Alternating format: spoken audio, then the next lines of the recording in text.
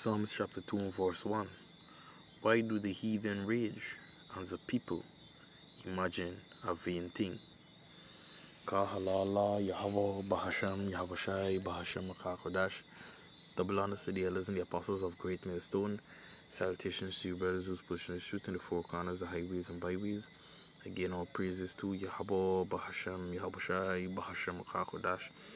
Brakatam. Psalms chapter 2 and verse 1. Why do the heathens rage and the people imagine a vain thing? So, what's these nations imagining? That they would continue in their wickedness, right? These are the nations, mainly like Russia, China, these nations, they're basically thinking that they got next in rulership of the world, in world power, right? They deceitfully thinking to themselves that after the wicked atrocity that was done to the nation of Israel, that they would continue. All right. You see, the thing is that like it says in let me get it.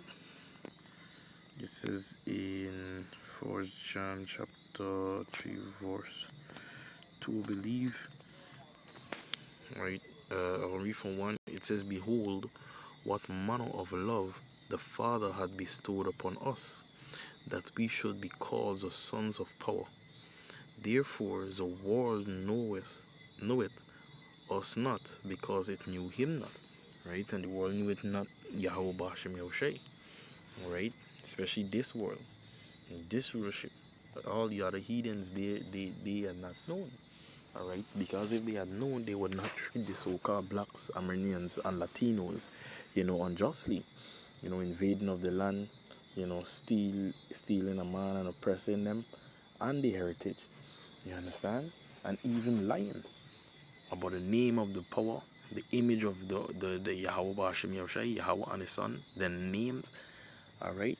And making a standard against this thing. Verse 2. This is the point. It says, Beloved, now are we the sons of power of God, right? And it doth not yet appear what we shall be, but we know that when he shall appear, we shall be like him. Like who? Who shall appear? Yahushai, who the world ignorantly called Jesus. Alright? When he comes the second time and appear during World War III, when they all going at it, hey, remember the so-called blacks, Armenians, and Latinos? We are the poor of the earth. Alright? We don't look like if we have any power or any strength to fight, because given the adversary, you see they have guns, the latest equipment and weapon, nuclear missiles, ships, jet. You understand? They control the oil, the gas, the money flow, everything in this earth, while we are basically the consumer of these things. We on the end, like just taxpayer, work to pay tax. All right. And while they stay in power, but when Yahweh shall return, we shall be like him. We can take this place, right? And when they say we is talking mainly about the elect, starting with the 144,000 men, right? And the elect women and children, and men, so like men, women, and children. All right, the 144,000 men being the governing body, all right, and the rest of the elect, around the world, they that are sincere, and believe in this word wholeheartedly, they're the ones.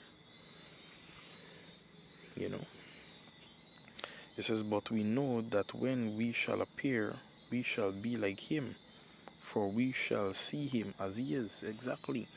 These people don't see us for who we are.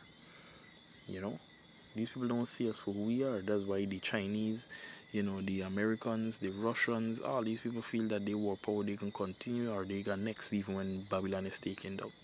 But they're sadly mistaken. Alright. So back in Psalms chapter 2 verse 1, it says, why do the heathen rage as the people imagine a vain thing?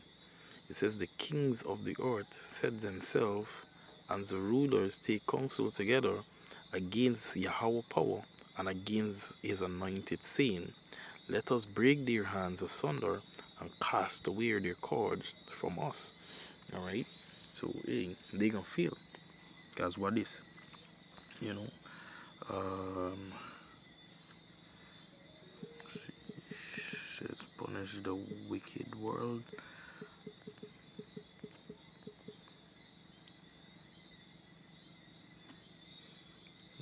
Yep, this is Isaiah 13. Alright.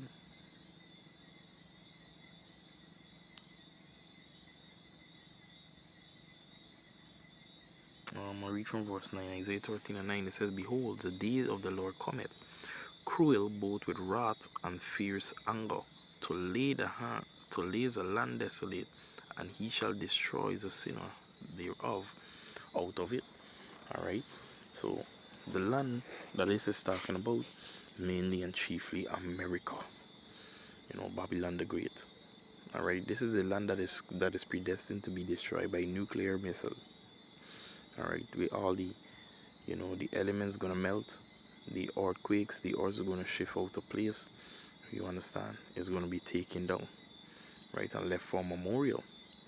Verse 10, it says, for the stars of heavens and the constellations thereof shall not give their light. The sun shall be darkened in his going forth, and the moon shall not cast her light to shine. Alright, so this is going back to, even the wisdom of this world. You understand? Like, you find that these people, the answers, the inventions, the things that they do, they seem to be the leaders and the light bearers of this world. But hey, the Most High is going to cause them to be in confusion, right? Whereby they're going to have they are not going to know what to do. All right, when the punishment of the Lord come. All right, like in the time of Pharaoh in Egypt, Yahweh power to lift up the pride of Pharaoh, that he think that he could have buck up and go against the Lord. But hey, he was sadly mistaken. You understand? He was so much full of pride, whereby when he reached a point he couldn't do nothing, to save himself, he was in despair. And this is exactly what going to happen to these Edomites and these other nations. All right, verse 11. It says, and I will punish the world of their evil. Which world? It's talking about this wicked rulership. All right, the planet is not going to be destroyed. It is talking about the wicked rulership, right, of the heathen. Right, it says, and the wicked for their iniquity. Exactly, for the iniquity that they had done, they come against the Lord Yahweh power. All right, they buck up against Yahweh Bashim Rashai. We read so in Psalms chapter 2. All right, and his people. It says, and I will cause the arrogance of the proud to cease, and will lay low the haughtiness of the terrible. You see, so this is just telling you the pride and the haughtiness of these nations, especially Esau, Edom. Right, Esau, it's the father of the Edomites, right, which is called Edom. They, basically they're full of pride, each and every one of them, especially the elites. You understand? They speak with the pride, the boast, the pump. All right. So yeah, this place is going to go down. This place is going to be destroyed. But check this, verse 12. It says, I will make a man more precious than fine gold, even a man than the golden wedges of Ophir. The golden wedge of Ophir is, quality gold, right? But Yahweh is going to make a man more precious than fine gold. Is talking about the elect man, the man that, hold fast to this faith, hold fast to this thing, have this hope, have this hope within. All right. So yeah, the wicked nation, they're going to be destroyed. You understand? Israel have next. Let me get this one precept and close out. This is second Ezra chapter, I believe it's chapter 9. Alright. No, Salakia. Second Ezra chapter 6. Alright. Where are we?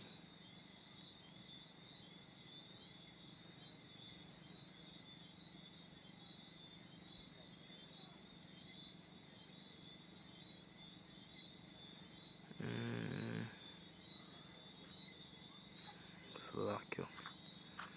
Bear with me a second. Yeah. It says here, yeah, 2nd Ezra chapter 6 and verse 9. It says, "For Esau is the end of the world, and Jacob is the beginning of it that followeth." Right?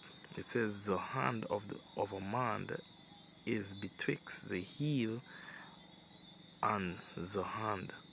Right? Other questions Ezra asks down at. Right? So yeah, that hand is going to take hold of Esau, and yeah, and the Lord's right hand is Yahushai. Alright, it's gonna take this kingdom down.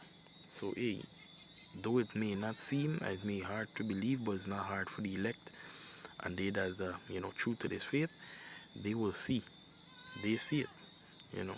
But hey, nevertheless, I want to give all praises to Yahweh, Bahashem, Yahushai, Bahashem Kakodash, double honors to the elders and the apostles of Great Millstone, and salutations to you, brethren, that's pushing the truth in the four corners, the highways and byways. Hey, Shalom.